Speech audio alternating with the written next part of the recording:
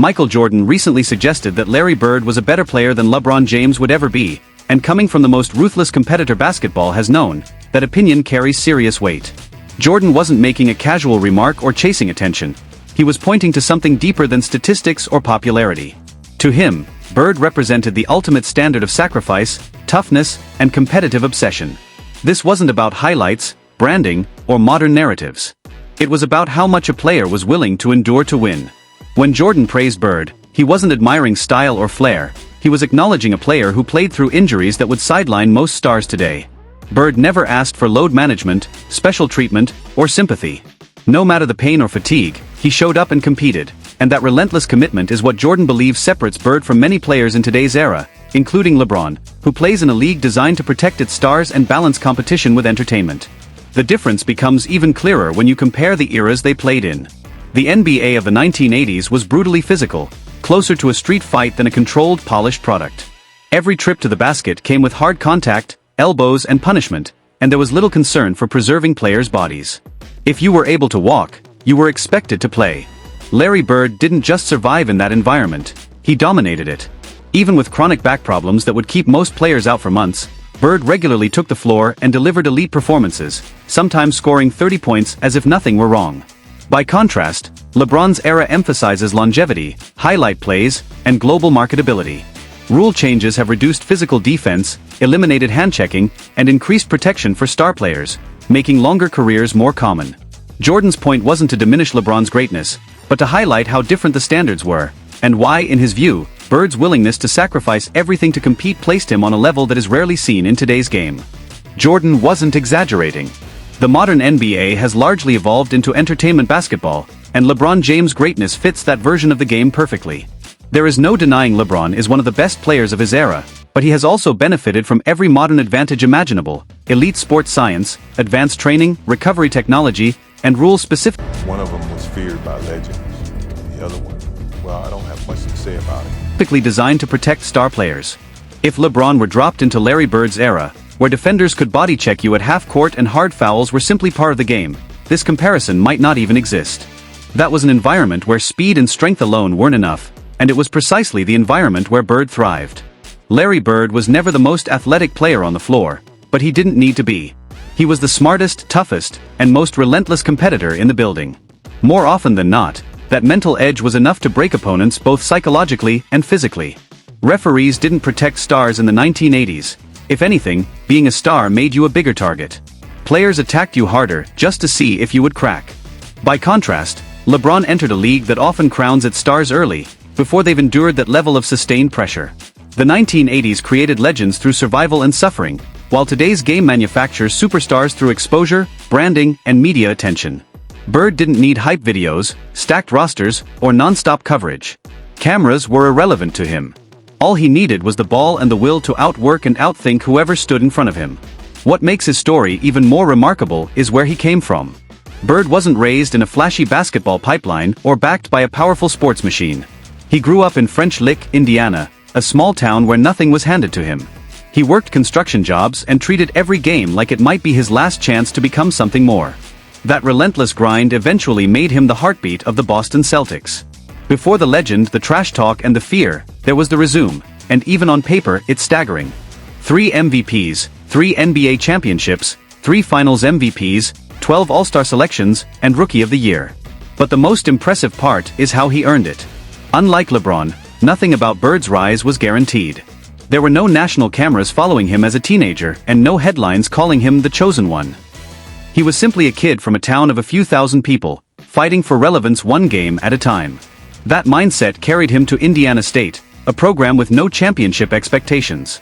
Yet Bird dragged that team all the way to the 1979 NCAA title game against Magic Johnson and Michigan State. That matchup became the most-watched college basketball game ever and ignited a rivalry that would define the NBA for the next decade. When Bird arrived in Boston, the Celtics transformed instantly. In his rookie season alone, the team improved by 32 wins, and from the moment he stepped on the court, it was clear something fundamental had changed. At first, opponents respected Bird for his fundamentals, basketball IQ, and leadership. That respect quickly turned into fear. Bird talked trash like no one else, and he backed up every word. He would tell defenders exactly where and how he was about to score, then do it anyway, as if the game were scripted. While people point to LeBron's dominance built in a softer, more protected league doesn't carry the same weight as dominance forged in an era defined by raw physical punishment and ruthless competition. Bird didn't have LeBron's size or athletic profile, but he possessed elite timing, vision, and a mind that operated several moves ahead of everyone else. You couldn't rush him, and you couldn't intimidate him, because he was already inside your head before the game even started. Even Michael Jordan admitted that Bird was one of the very few players who genuinely scared him. That alone speaks volumes. Bird wasn't chasing statistics, followers, or highlight reels. He was chasing championships, and he earned them the hardest way possible. He led Boston to 3 titles in an era loaded with killers: Magic Johnson, Kareem Abdul-Jabbar, Julius Erving, and Isaiah Thomas. Every playoff series felt like a war, and Bird was always at the center of it, battered, bleeding, trash-talking, and still hitting impossible shots. What makes his legacy even more astonishing is how compact it is. Bird played just 13 seasons, yet in that short span he reshaped the DNA of the NBA. LeBron's career is incredible, but it stretches across 2 decades, multiple eras, super teams, and rule changes that heavily favor offense. By the mid-1980s, everyone in the league understood the truth: you didn't simply play Larry Bird, you survived him. His statistics tell one story, but the way other legends speak about him tells another, much deeper one. Magic Johnson, his greatest rival, once said Bird was the one player who could outthink and outplay him on any given night. Their rivalry didn't just define the 1980s, it saved the NBA and pushed the league into global relevance. They were basketball's Ali and Frazier, and many believed Bird was the colder killer of the two. Gary Payton, one of the greatest trash talkers in NBA history, has called Bird the most dangerous talker the game has ever seen. Bird didn't talk to intimidate, he talked because he already knew the outcome. When legends admit fear, it isn't nostalgia. It's real, earned, old-school respect. And that's why, in the eyes of players who lived through that era, Larry Bird exists on a level that statistics alone can never fully explain.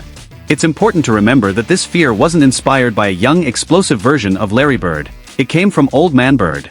By the time Gary Payton entered the league, Bird was already 34 years old, playing with a severely damaged back and approaching the end of his career. The respect he commanded didn't come from flashy highlights or overwhelming athleticism. It came from something far deeper: fear built over years of physical punishment, elite intelligence, and an unbreakable competitive edge. And it wasn't only guards or perimeter players who felt it. Big men felt it too. Shawn Kemp, who entered the league as a highly athletic young star, once admitted that Bird humbled him early in his career. Bird didn't need to say much. He gave Kemp that unmistakable look, the one that silently said, "You're not ready for this." Then he went out and proved it on the court. Even with a broken-down body, Bird's presence alone was enough to establish control, reminding younger stars that experience, skill, and mental dominance can outweigh youth and raw athleticism every single time. Shawn Kemp because we have shifted away from physicality and shifted away from all that. Later admitted that his encounter with Bird completely changed how he approached the game. It reshaped his mindset and showed him what true greatness actually looked like. And if that sounds hard to believe, there's an even more legendary example. In one game, Larry Bird was guarded by a young rookie named Dennis Rodman. Throughout the night, Bird kept yelling toward Rodman's coach, demanding that someone good enough be sent to guard him. The tighter Rodman defended, the louder Bird talked, openly mocking the idea that he was being contained at all. It wasn't arrogance, it was total control. Bird's dominance wasn't limited to overwhelming young players or exploiting mismatches. Even Kobe Bryant, one of the most obsessive students of the game basketball has ever known, studied Larry Bird's techniques in detail.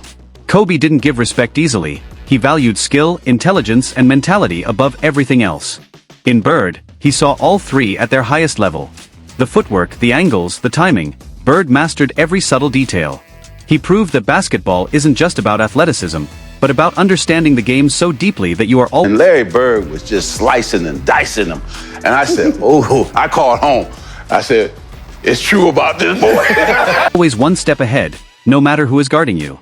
Larry Bird wasn't faster or stronger than most of the players he faced, but he was always one step ahead.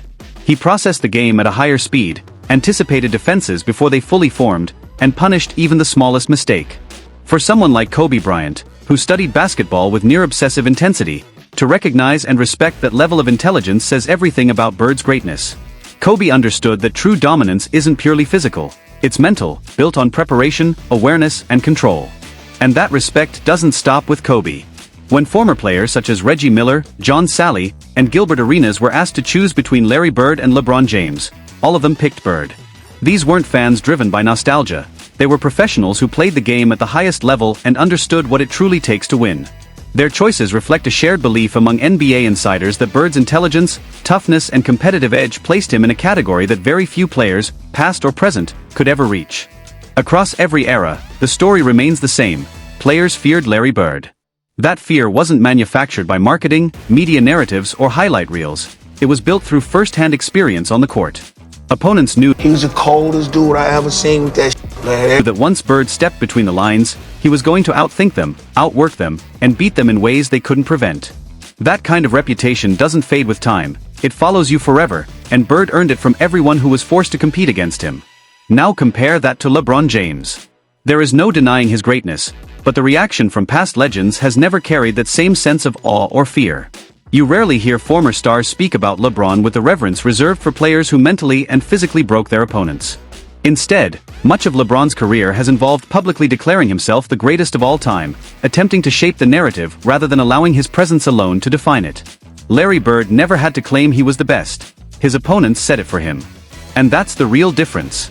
LeBron's dominance is loud, polished, and carefully branded, while Larry Bird's dominance was quiet, personal, and impossible to forget. When the true greats talk about fear and respect, the kind that stays with you long after your career ends. He let me know from the start of the game what he was going to do. He really did. He let me know. For the game, he told me, he was like, he just shook his head at me. He said, man, it's going to be a tough night for you. So what did he put up? I think he gave me, I think he gave me 40. One name always comes up first, and it isn't LeBron James. There's no reason to soften that reality. LeBron is an all-time great, but he is not on the same level as prime Larry Bird. It really is that simple. When people try to describe Bird's greatest moments, they often fall back on words like clutch, tough, or old school, but those labels barely scratch the surface.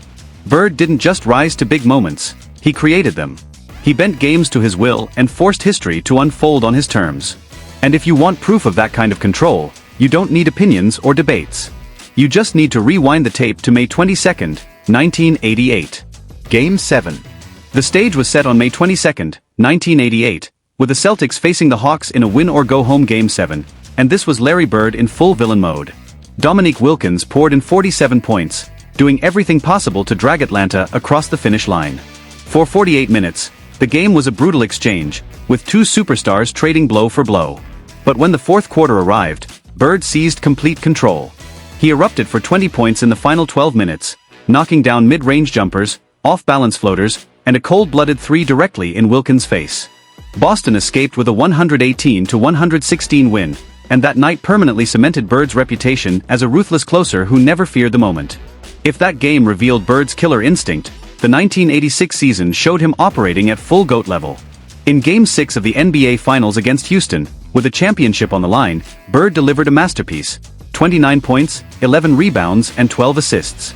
The triple-double closed out the series, earned him his third NBA title, and capped one of the most dominant team seasons in league history. Boston won 67 games that year, and there was no mystery about who drove that success. Bird was the engine behind it all. Then there's the three-point contest trilogy, which felt less like a competition and more like a public confidence clinic. From 1986 to 1988, Bird won 3 straight titles, but the legend began before the first shot was even taken. He walked into the locker room, looked around at the other shooters, and casually asked, "All right, which one of you is coming in second?" In the final round, he didn't even bother taking off his warm-up jacket. When the money ball left his hands, he raised his finger before it dropped, already knowing the result, and walked away. It wasn't arrogance, it was certainty. That was Larry Bird, absolute belief, proven every single time.